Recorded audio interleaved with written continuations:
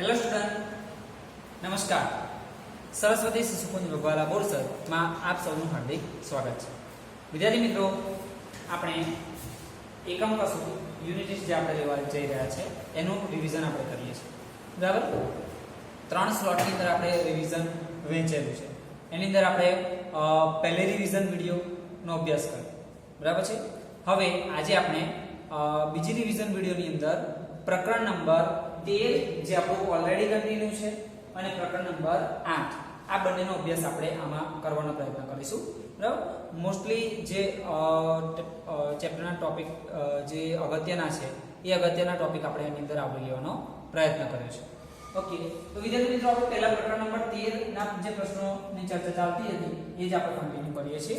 Last વિડિયોની અંદર આપણે પ્રકરણ નંબર 13 ની અંદર આપણે જોયું સારા સ્વાસ્થ્ય માટેની आवश्यक शरत बराबर फरीथी एक वखत रिमाइंड कराई दઈએ बराबर તમારા મગજમાં આવી ગયા છે હું એકાદ બે બોલું છું બાકીની તમે યાદ કરી શકો બરાબર। સ્વચ્છ પાણીની પ્રાપ્તિ થવી ત્યાર પછી વરસાદી પાણીનો પછી ગટરના પાણીનો આ બધાનો નિકાલ થવો બરાબર।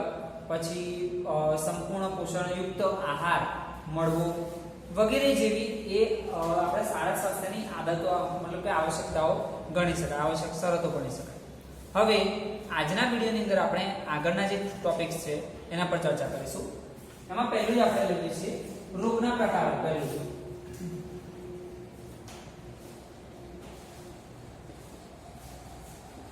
આમ જોઈએ તો સીધી રીતે રોગના જે પ્રકાર છે એની અંદર બે મુખ્ય પ્રકારો છે। ઓકે તો રોગના બે મુખ્ય પ્રકારોની અંદર એક છે એક્યુટ રોગ અને બીજો છે ક્રોનિક રોગ બરાબર। એવા બે પ્રકાર છે। નંબર 1 એક્યુટ રોગ અને બીજો છે ક્રોનિક રોગ। આ બે મુખ્ય પ્રકારો છે। હવે આ જે પ્રકારો છે એની અંદર આપણને ખબર છે એક્યુટ રોગ એટલે કે કેવા રોગ અને ક્રોનિક રોગ એટલે કે કેવા રોગ તીવ્ર રોગ અને હઠીલા રોગ આવી રીતે એને બેને ઓળખવામાં આવે છે। એક્યુટ રોગ એટલે કે તીવ્ર રોગ જેને કહેવામાં આવે છે અને ક્રોનિક રોગ એટલે કે હઠીલા રોગ બરાબર। નામ પરથી ખબર પડી જાય આપણને એક્યુટ રોગ એટલે કે જે રોગની અસર ઝડપથી શરૂઆત થાય બરાબર છે અસર ઝડપથી એની અસર થાય છે અને લાંબા સમય સુધી ટકી શકતા નથી તેવા રોગ બરાબર। ટૂંકા ગાળાના રોગ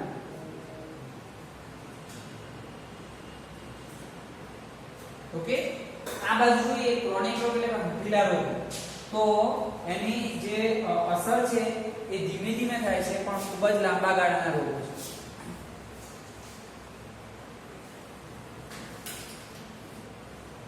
અસર ધીમેથી થાય છે પણ લાંબા ગાળાના રોગો છે।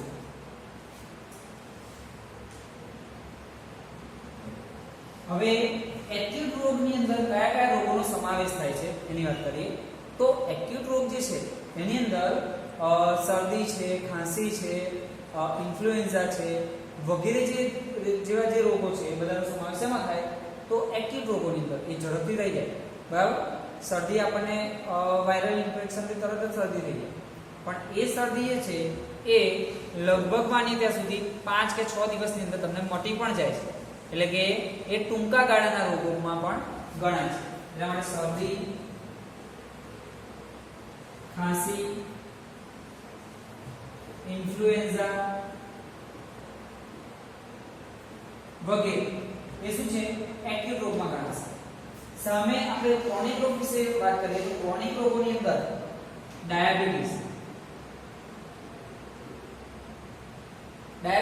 મિત્રો એક પ્રકારનો એવો રોગ છે કે જે કોઈ વ્યક્તિને જ્યારે લાગુ પડે છે ત્યારે એ રોગ લાંબા ગાળાનો રોગ છે અથવા જીવનભર સુધી રહેતો રોગ છે બરાબર। એ મટતો નથી એની અસર ઓછી કરી શકાય છે પણ મટાડી શકાતો નથી બરાબર। એટલે ડાયાબિટીસ પછી કેન્સર આવે છે એ પણ લાંબા ગાળાના રોગોમાં ગણાય છે। તો આવા જે રોગો છે એ રોગો હઠીલા રોગો તરીકે ઓળખાય છે ક્રોનિક રોગો તરીકે પણ એને ઓળખવામાં આવે છે। તો વિદ્યાર્થી મિત્રો હઠીલા રોગો અને ક્રોનિક રોગોનો કોન્સેપ્ટ તમારો ક્લિયર થયો બરાબર છે વિદ્યાર્થી મિત્રો। હવે આપણે આગળના ટોપિક પર જઈ રહ્યા છે। આગળનો જે પ્રશ્ન છે આપણો એમાં એવું છે કે રોગોના ફેલાવાના આધારે તેના પ્રકારો, બરાબર છે. પહેલા રોગના પ્રકારો આપણે જોયા. ઓલ ઓવર જેટલા રોગો છે એ બધા રોગોને બે મુખ્ય ભાગમાં ડિવાઈડ કરી શકાય. એક જોયું આપણે એક્યુટ રોગ અને બીજો જોયો ક્રોનિક રોગ. એ બે મુખ્ય પ્રકાર છે, ટોચ પર બેઠેલા પ્રકાર એમ કહી શકાય. પણ પછી આગળ જઈએ તો રોગના બીજા ક્રાઇટેરિયાને આધારે પણ પ્રકારો પડે. એની અંદર બે પ્રકારો પડે છે ફેલાવાના આધારે. તો રોગનો ફેલાવો કેવી રીતે થાય છે, બરાબર છે, તો એના આધારે રોગના મુખ્ય બે પ્રકારમાં વહેંચી શકાય છે. એમાં પહેલો જ પ્રકાર છે ચેપી રોગ.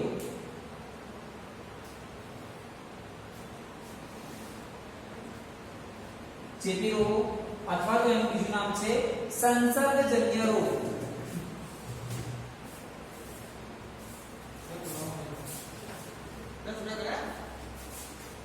ચેપી રોગો અથવા તો સંસર્ગજન્ય રોગ. બીજો જે એનો પ્રકાર છે એ છે બિનચેપી રોગ અથવા તો બિન સંસર્ગજન્ય રોગ. ઓકે, આ બંનેને આપણે બે ભાગમાં સમજીશું, જેને લીધે આપણો તફાવત લખવો હોય આ બંનેનો તો પણ આપણે સરળતાથી લખી શકીએ. એટલે કે તફાવત આપો ચેપી રોગો અને બિનચેપી રોગો એવું પૂછાય તો પણ તમને આવડે, અને શોર્ટ નોટ સ્વરૂપે બંને પૂછાય તો પણ તમને સરળતાથી આવડે. ઓકે, પહેલી વાત કરીએ તો ચેપી રોગ. બરાબર, તો આ જે ચેપી રોગો છે એ ચેપી રોગો એ વાયરસ, બેક્ટેરિયા, પછી સૂક્ષ્મજીવો, અમીબા, એકકોષી સજીવો, એકકોષી પ્રજીવ, ફૂગ વગેરે દ્વારા થતા રોગો છે. બરાબર, આ રોગો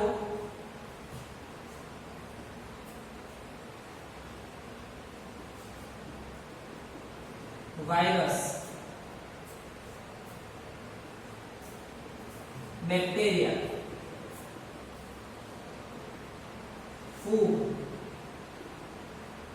પ્રજીવ વગેરે જેવા સૂક્ષ્મજીવો વડે થાય છે. બરાબર, ચેપી રોગો જે છે એ થવા પાછળનું કારણ શું છે તો વાયરસ હોઈ શકે, બેક્ટેરિયા હોઈ શકે, ફૂગ હોઈ શકે અથવા ફૂગ જેવા કેટલાક બીજા પ્રજીવ પણ હોઈ શકે છે. ઓકે, સામે જોઈએ તો બિનચેપી રોગો. આ બિનચેપી રોગોની અંદર એવું છે કે આનો જે રોગ થવાનું કારણ છે એમાં કોઈ કારક જવાબદાર, મતલબ કે કોઈ સૂક્ષ્મજીવ જવાબદાર નથી, પણ એના માટે શું જવાબદાર છે તો મેદસ્વીતા. મેદસ્વીતા એટલે કે શરીરમાં ચરબીનું પ્રમાણ વધી જવું.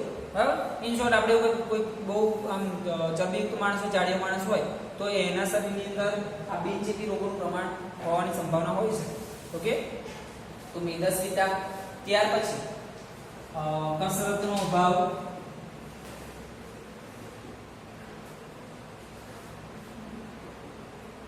કસરત ઓછી કરતા હોય. પછી કેટલીક વખત એવું પણ બને છે કે જનનિક અનિયમિતતા, મતલબ કે જનીન દ્રવ્યની અંદર કોઈ ખામી સર્જાઈ હોય અથવા તો જનીન દ્રવ્ય યોગ્ય રીતે કામ કરતા ન હોય તો પણ, અથવા તો જનીન દ્રવ્ય મતલબ કે પંચપરંપરાગત કોઈ રોગ મળ્યો હોય તો એના માટે પણ બિનચેપી રોગો હોઈ શકે છે. તો જનીન દ્રવ્યમાં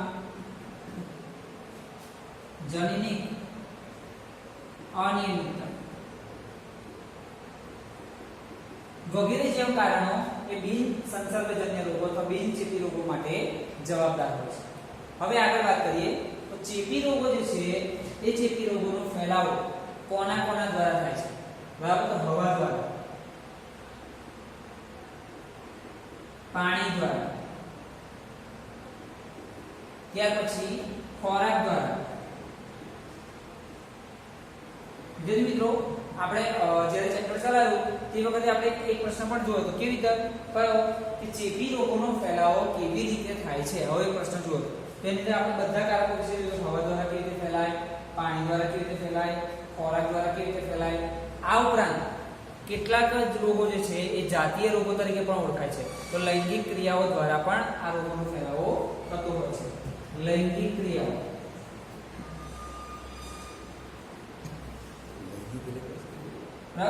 વગેરે દ્વારા શું ફેલાય છે? ચેપી રોગો ફેલાતા હોય છે. હવે સામે આપણે બિનચેપી રોગોની વાત કરીએ તો બિનચેપી રોગો એ કોઈ પણ રીતે એક દર્દીમાંથી બીજા દર્દીમાં સીધા પ્રસરણ પામતા નથી, એટલે ફેલાતા નથી. બરાબર છે. આવા રોગો એક દર્દીમાંથી બીજા દર્દીમાં ફેલાતા નથી. મતલબ કે શરીરની ઇન્ટરનલ ખામીથી થાય છે, બીજી કોઈ રીતે ફેલાતા નથી. ત્યાર પછી આગળ વાત કરીએ, ચેપી રોગોનો ફેલાવો ઝડપથી થાય છે. વિદ્યાર્થી મિત્રો, આ ઝડપથી ફેલાવો જે થાય છે એનું ઉદાહરણ મારે આપવાની જરૂર નથી, કેમ કે અત્યારે તમે બધા વાકેફ જ છો. એ પણ એક પ્રકારનો ચેપી રોગ જ કહી શકાય. બરાબર, કોરોના જે છે એ શું છે? ચેપી રોગ છે. કેટલો સ્પીડલી ફેલાવો થાય છે. ઓકે, એટલે એમ કહી શકાય કે ચેપી રોગો જે છે એનો ફેલાવો કેવો થાય છે? ઝડપી ફેલાવો થાય છે. સામે બિનચેપી રોગો જે છે એ ફેલાતા નથી.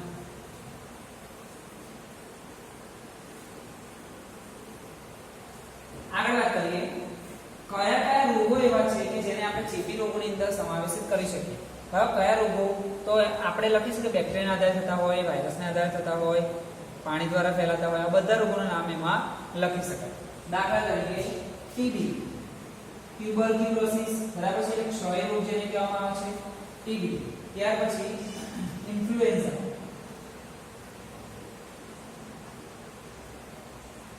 કોલેરા, મરડો, ટાઇફોઇડ વગેરે જેવા જે રોગો છે એ રોગો ચેપી રોગો તરીકે લઈ શકાય. તો સામે પક્ષે આપણે બિનચેપી રોગોની વાત કરીએ તો બિનચેપી રોગોની વાત કરીએ તો એમાં કેન્સર,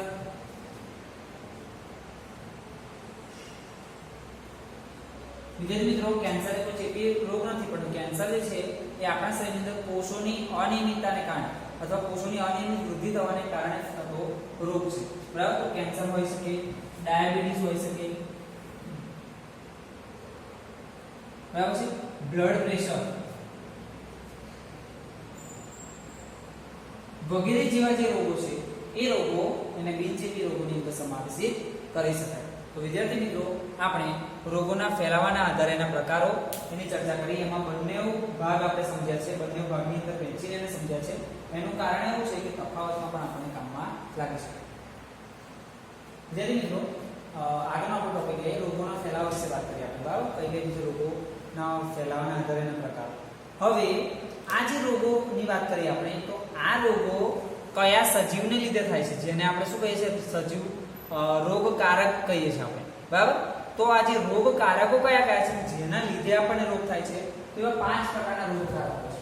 એક છે વાયરસ, બીજું છે બેક્ટેરિયા, એકકોષીય પ્રજીવ, ફૂગ અને બહુકોષીય પ્રાણી. ઓકે, તો તમને પ્રશ્ન એવો પૂછી શકાય કે ચેપી રોગ માટેના રોગકારકો અને તેનાથી થતા રોગોના નામ જણાવો. તો દરેક કારકથી કયો કયો રોગ થાય છે એ આપણને ખબર હોવી જોઈએ. એમાં પહેલી જ વાત કરીએ તો વાયરસ. તો વાયરસથી થતા રોગોની અંદર નામ લખીએ આપણે. કયા કયા રોગો વાયરસથી થાય છે? તો શરદી. ત્યાર પછી બીજું આવે છે ઇન્ફ્લુએન્ઝા.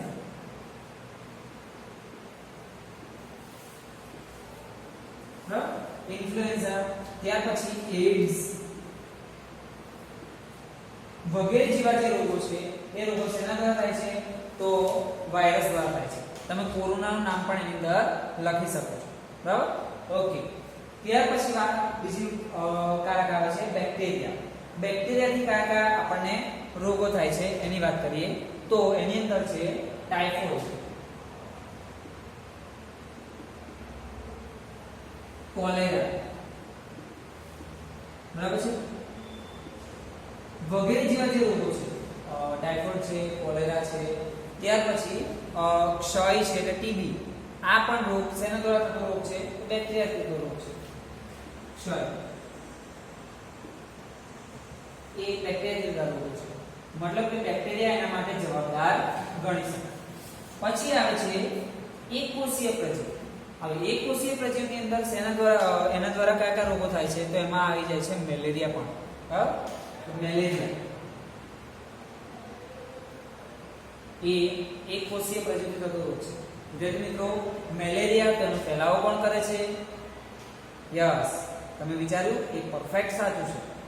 મેલેરિયાનો ફેલાવો એ માદા એનોફિલિસ મચ્છર કરે છે, પણ માદા એનોફિલિસ મચ્છરની અંદર એવો તો કયો એક કોષીય પ્રજીવ હોય છે, તેનું નામ છે પ્લાઝ્મોડિયમ. ઓકે, તો મેલેરિયા રોગ એ શેના દ્વારા થાય છે? તો પ્લાઝ્મોડિયમ વડે થાય છે. ઓકે, મચ્છર દ્વારા એનો શું થાય છે? ફેલાવો થાય છે. એટલે મેલેરિયા જે છે એક કોષીય પ્રજીવથી ફેલાતો રોગ ગણી શકાય. આ એક્સ્ટ્રા સમજૂતી મેં તમને આપી. તો મેલેરિયા અને કાલા આઝાર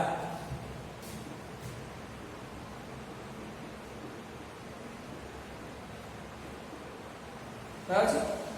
કાલા અઝર સોરી એ રોગ જે છે એ રોગ પણ શેના દ્વારા થાય છે? એક કોષીય પ્રજીવ દ્વારા. ત્યાર પછી આગળ વાત કરીએ છીએ ફૂગ. વિદ્યાર્થી મિત્રો, અત્યારે જે ચોમાસું ચાલે છે બરાબર, તો ચોમાસાની અંદર આપણે પગ જો વધારે પડતા ભીના રહે એવું કંઈ થાય તો પગની બે આંગળીઓ વચ્ચે અથવા તો જ્યાં આગળ આપણે ઓછી સફાઈ થઈ શકે એવી જગ્યા પર આપણને ખંજવાળ આવે છે અને ત્યાં આગળ દાદ છે, પછી ખરજવું છે, ખસ છે વગેરે જેવા રોગો થાય છે. તો એ રોગો શેના દ્વારા થાય છે? તો ફૂગથી થતા રોગો છે. બરાબર છે. તો દાદર, ખસ, ખરજવું વગેરે જેવા ચામડીના જે રોગો છે એ ફૂગથી થતા રોગો છે. ત્યાર પછી આવશે બહુકોષીય પ્રાણીઓ, તેમાં કૃમિનો સમાવેશ થાય છે. કૃમિ જે છે એ કૃમિ વડે આપણને કયા રોગો થાય છે? તો એ રોગોની અંદર સમાવેશ છે વાળો, અને બીજો રોગ છે હાથી પગ.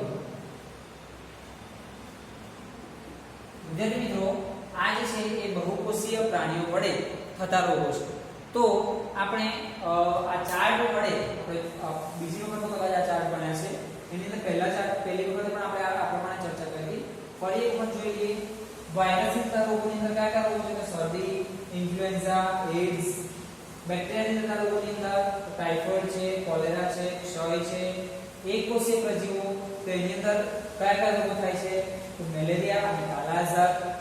ત્યાર પછી કાલા આઝાર અને ફૂગ, એના થતા રોગોની અંદર દાદર છે, ખસ છે, ખરજવું છે વગેરે જેવા ચામડીના રોગો એ ફૂગ વડે થાય છે.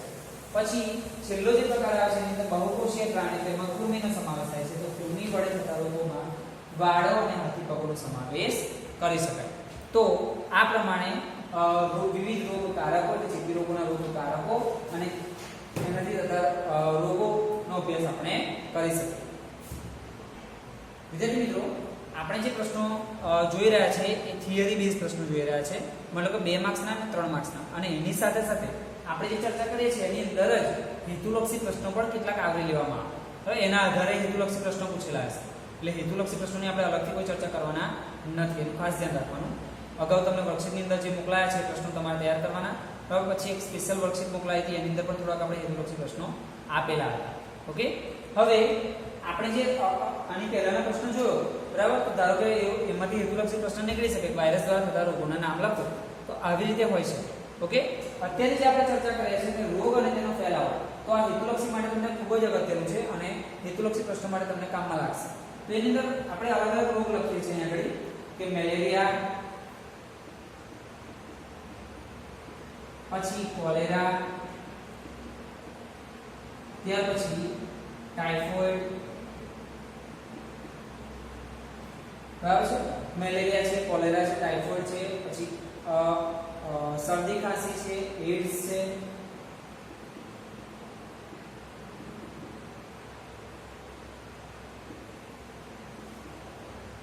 અને સિફિલિસ.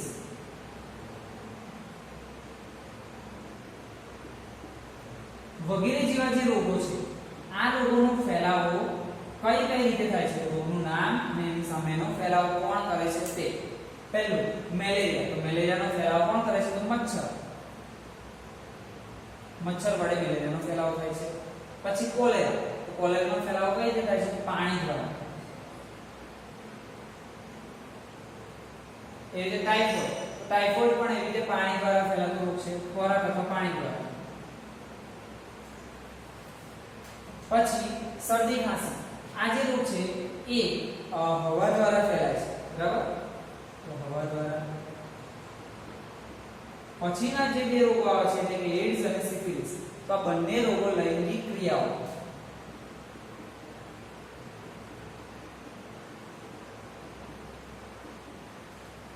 એડિસ નામનો જે રોગ છે એ લૈંગિક ક્રિયાઓ દ્વારા થતો રોગ છે. એવી રીતે સિફિલિસ રોગ જે છે એ પણ લૈંગિક ક્રિયાઓ એટલે કે જાતીય ક્રિયાઓ દ્વારા થતો રોગ છે. સી ટાઈપ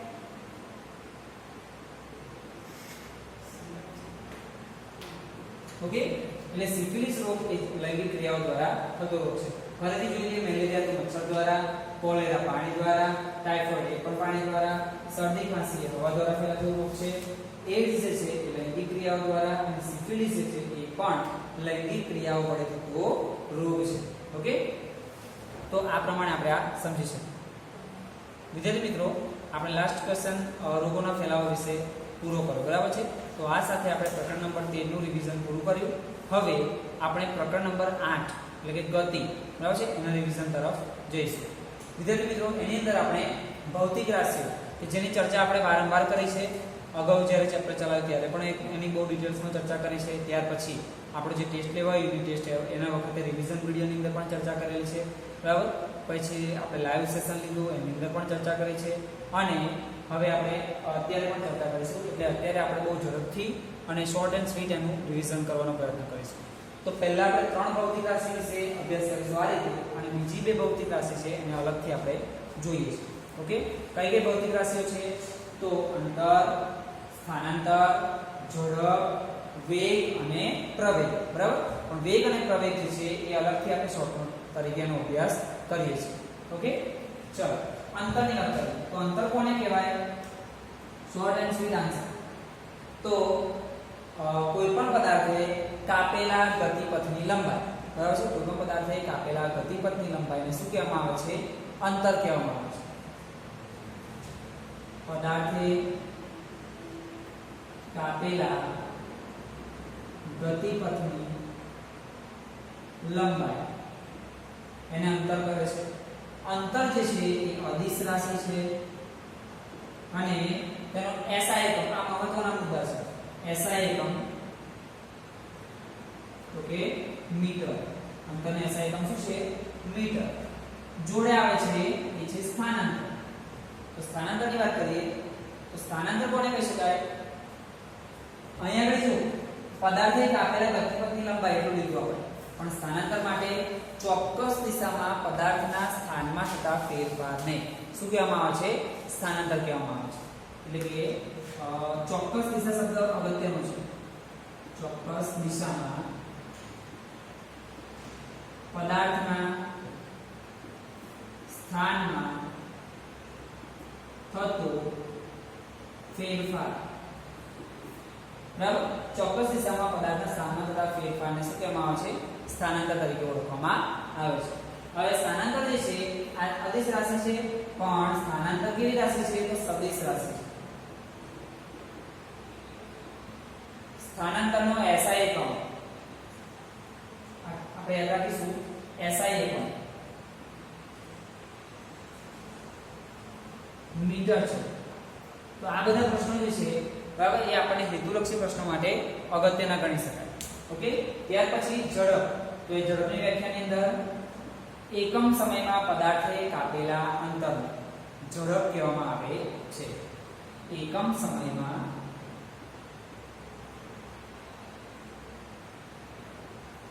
પદાર્થે કાપેલા અંતરને ઝડપ કહે છે, બરાબર છે. એકમ સમયમાં પદાર્થે કાપેલા અંતરને ઝડપ તરીકે ઓળખવામાં આવે છે. હવે ઝડપની અંદર એકાદ વસ્તુ નવું ઉમેરાશે, એ છે સૂત્ર. ઝડપનું સૂત્ર શું છે તે? તો ઝડપ બરાબર અંતર ભાગ્યા સમય. એટલે કે પદાર્થ કાપેલ કુલ અંતર ભાગ્યા તે માટે લાગતો કુલ સમય. એને શું કહેવામાં આવે છે? ઝડપ કહેવામાં આવે છે. ત્યાર પછી ઝડપનો SI એકમ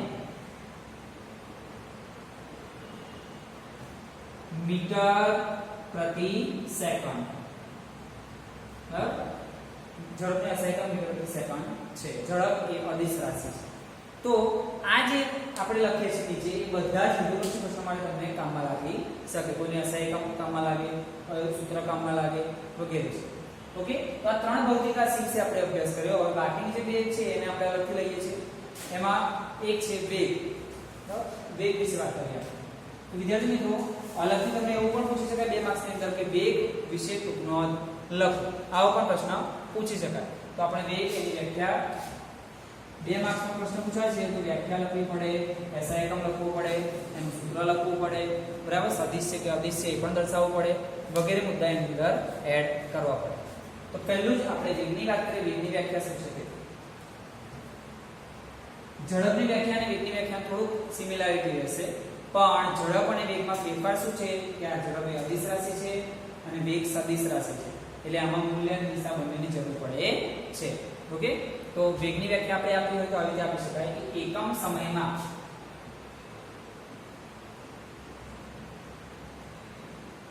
પદાર્થે કરેલા એકમ સમયમાં કોઈ પણ પદાર્થે કરેલા સ્થાનાંતરને શું કહેવામાં આવે છે? વેગ કહે છે. એકમ સમયમાં પદાર્થે કરેલા સ્થાનાંતરને વેગ તરીકે ઓળખવામાં આવે છે. વિદ્યાર્થી મિત્રો, વેગ જે છે એમાં સ્થાનાંતર શબ્દ આવ્યો એટલે વેગ કેવી રાશિ છે? તો સદિશ રાશિ છે. વેગ એ સદિશ રાશિ છે.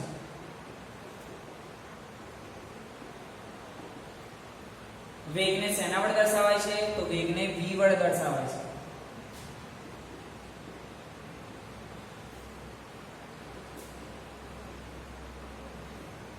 હવે આવે છે વેગનું સૂત્ર. વેગનું સૂત્ર શું થાય છે? તો વેગ બરાબર સ્થાનાંતર ભાગ્યા સમય. વેગ બરાબર સ્થાનાંતર ભાગ્યા સમય. વેગને v વડે દર્શાવાય તો v સ્થાનાંતરને શેના વડે દર્શાવાય છે? તો s વડે દર્શાવાય છે. s છેદમાં સમયને t વડે દર્શાવાય છે. તો s છેદમાં t. v બરાબર s છેદમાં t. આ શું થયું? વેગનું સૂત્ર થયું. હવે સૂત્ર પરથી જ આપણે આગળ લખી શકીએ SI એકમ, બરાબર છે. તો વેગનો SI એકમ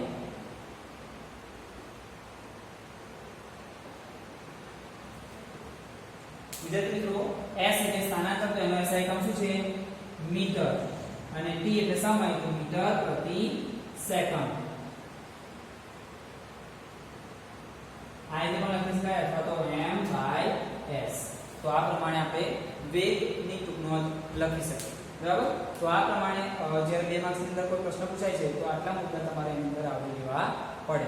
વિદ્યાર્થી મિત્રો, વેગની એક વખત ફરીથી આપણે રિવાઇઝ કરી લઈએ. એકમ સમયમાં પદાર્થે કરેલા સ્થાનાંતરને શું કહેવામાં આવે છે? વેગ તરીકે ઓળખવામાં આવે છે. વેગ એ કેવી રાશિ છે? તો સદિશ રાશિ છે. વેગને શેના વડે દર્શાવવામાં આવે છે? તો વેગ એ v વડે દર્શાવવામાં આવે છે. વેગનું સૂત્ર સ્થાનાંતર ભાગ્યા સમય. પછી વેગના આપણે સાંકેતિક ભાષામાં સૂત્ર લખવું હોય તો શું લખી શકાય? v બરાબર s છેદમાં t. વેગનો SI એકમ મીટર પ્રતિ સેકન્ડ છે, અથવા તો એને m/s તરીકે પણ લખી શકાય. તો વિદ્યાર્થી મિત્રો, આ પ્રમાણે આપણે ભૌતિક રાશિઓની અંદર સ્થાનાંતર ઝડપ જોયું, બરાબર. ત્યાર પછી વેગ જોયું. હવે આગળની જે ભૌતિક રાશિ છે એ છે પ્રવેગ. એના વિશે આપણે અભ્યાસ કરીશું. વિદ્યાર્થી મિત્રો, આગળની ભૌતિક રાશિ વિશે આપણે વાત કરીએ. પ્રવેગ, બરાબર. આપણે 4 ભૌતિક રાશિ વિશે ચર્ચા કરી. હવે આગળની ભૌતિક રાશિ આવે છે પ્રવેગ. અગાઉ પણ આપણે ચર્ચા કરેલી જ છે, ફરી એક વખત રિવાઇઝ કરી દઈએ. પ્રવેગ કોને કહેવાય?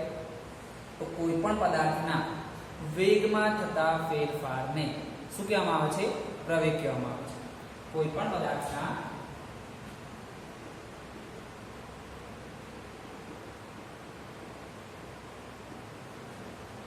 વેગમાં થતા ફેરફારને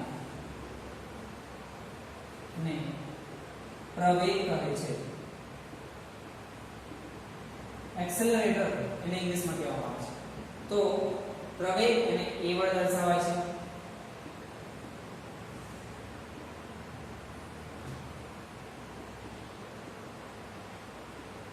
મિત્રો, પ્રવેગ જે છે એ પણ સદિશ રાશિ છે, બરાબર. જેવું વેગ સદિશ રાશિ છે એવું પ્રવેગ પણ સદિશ રાશિ છે. એ સદિશ રાશિ છે. હવે આપણે પ્રવેગ શોધવા માટેનું જે સૂત્ર છે એ મેળવવા માટે આપણે એક સેન્ટેન્સ એવું લખી શકાય કે ધારો કે કોઈ પદાર્થ છે એનો પ્રારંભિક વેગ u છે, એટલે કે કોઈ પદાર્થ u જેટલા પ્રારંભિક વેગ થી ગતિ કરે છે અને t સમય પછી એ v જેટલો વેગ પ્રાપ્ત કરે છે, તો એનો પ્રવેગ આપણે આ રીતે શોધી શકીએ. પણ વાક્ય તો આપણે આ લખવું પડે. ધારો કે કોઈ પદાર્થ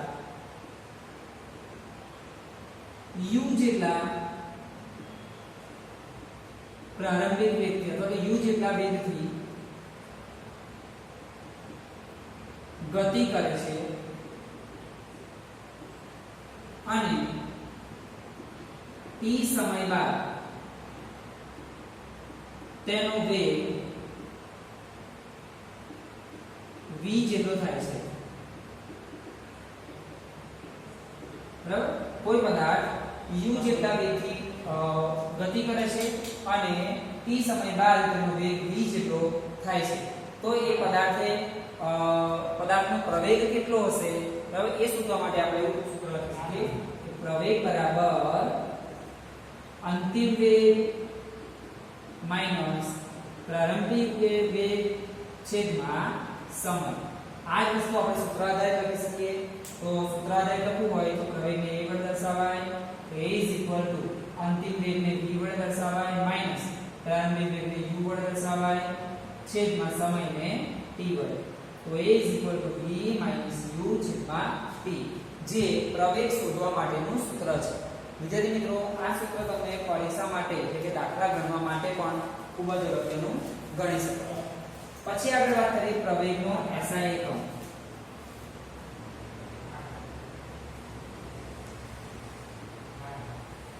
પ્રવેગનો SI એકમ મીટર પ્રતિ સેકન્ડ સ્ક્વેર છે. બરાબર? અથવા તો એને m/s² કેવી રીતે લખી શકાય? આ રીતે પણ એને લખી શકાય છે. વિદ્યાર્થી મિત્રો, આ આખી આપણે વાત કરી પ્રવેગની. હવે પ્રવેગના પણ બે પ્રકારમાં પણ વહેંચી શકાય છે. એટલે કે જે પદાર્થ ગતિ કરે છે તો એ બે પ્રકારની ગતિ કરે. એક તો પ્રવેગી ગતિ કરે છે અને બીજું પ્રતિપ્રવેગી ગતિ કરે છે. જ્યારે વેગમાં વધારો થાય, વેગમાં ફેરફાર ઓછો થતો. ફેરફાર બે પ્રકારના હોઈ શકે, કાં તો વધારો હોઈ શકે કાં તો ઘટાડો હોઈ શકે. જો પદાર્થના વેગમાં વધારો થાય તો એ પ્રવેગી ગતિ કરે છે એવું કહેવાય, અને પદાર્થના વેગમાં જો ઘટાડો થાય છે તો એ પ્રતિપ્રવેગી ગતિ કરે છે તેમ કહી શકાય. ઓકે, તો આપણે આ પ્રવેગ વિશે અભ્યાસ કર્યો. આવા જે પ્રશ્નો છે વિદ્યાર્થી મિત્રો, એ 3 માર્ક્સ માટે અગત્યના પ્રશ્નો ગણી શકાય છે. વિદ્યાર્થી મિત્રો, આપણે પ્રવેગના સૂત્રનો અભ્યાસ કર્યો. બરાબર? હવે આ સૂત્ર આધારિત એક એક્ઝામ્પલ લઈએ છીએ. બરાબર છે? એ પણ આપણે પરીક્ષા માટે અગત્યનું ગણી શકાય. એટલે આવી રીતના જે એક્ઝામ્પલ છે તમારે કરવાના રહે.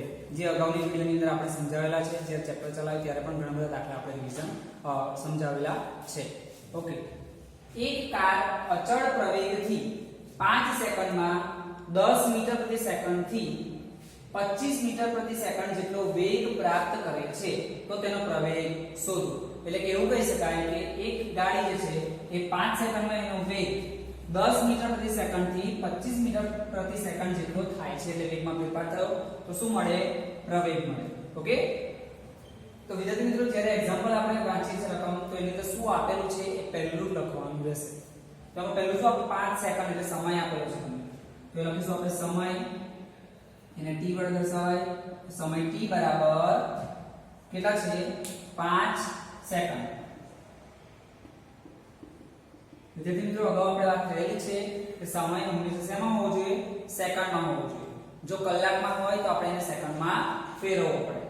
પછી બીજું આપણને આપેલું છે પ્રારંભિક વેગ, એટલે કે 10 મીટર પ્રતિ સેકન્ડ જે છે એનાથી શરૂઆત થાય છે, તો એ પ્રારંભિક વેગ કહેવાશે u.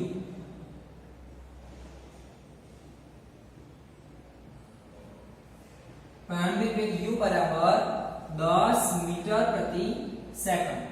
પછી એના વેગમાં શું થાય છે? ફેરફાર થાય છે, અને અંતિમ વેગ કેટલો થાય છે? તો અંતિમ વેગ થાય છે 25. એને v વડે દર્શાવાય 25 મીટર પ્રતિ સેકન્ડ. ઓકે, તો આ 3 મૂલ્યો આપણને આપેલા છે અને એના પરથી આપણે પ્રવેગ શોધવાનો છે. તો સિમ્પલ આપણને સૂત્ર ખબર જ છે. પ્રવેગ A શું સૂત્ર છે? v માઇનસ u છેદમાં t, એટલે કે અંતિમ વેગ માઇનસ પ્રારંભિક વેગ છેદમાં સમય. તો આ સૂત્રની મદદથી આપણે કિંમત શોધી શકીશું. ચલો આપણે કિંમતો મૂકીએ. v બરાબર કેટલા છે 25 માઇનસ u બરાબર કેટલા આપણને આપેલા છે 10 છેદમાં સમય t બરાબર કેટલા છે 5. તો વિદ્યાર્થી મિત્રો અહીંયા મળશે આપણને 25 ઓછા 10 એટલે મળશે 15 છેદમાં 5. 15 ભાગ્યા 5 એટલે 5 તાલી 15. તો આપણને વેગનું મૂલ્ય પ્રવેગનું મૂલ્ય મળશે a બરાબર 3 એકમ લખવાનું ભૂલવાનું નહીં. પ્રવેગનું એકમ શું છે? યસ, તમે વિચારો બરાબર સાચો છે, મીટર પ્રતિ સેકન્ડ સ્ક્વેર. તો આ પ્રમાણે આપણે કોઈ પણ દાખલાની અંદર પ્રવેગ શોધી શકીએ છીએ. વિદ્યાર્થી મિત્રો આપણે પ્રકરણ નંબર 8 ની અંદર આ અગત્યના મુદ્દા જે છે એ લીધા છે. એકાદ નાનો પોઈન્ટ બાકી છે, આપણે અગાઉની વિડિયોની અંદર લઈશું અને બાકી રહેલા ચેપ્ટર પણ આપણને આગળની વિડિયોમાં મળશે.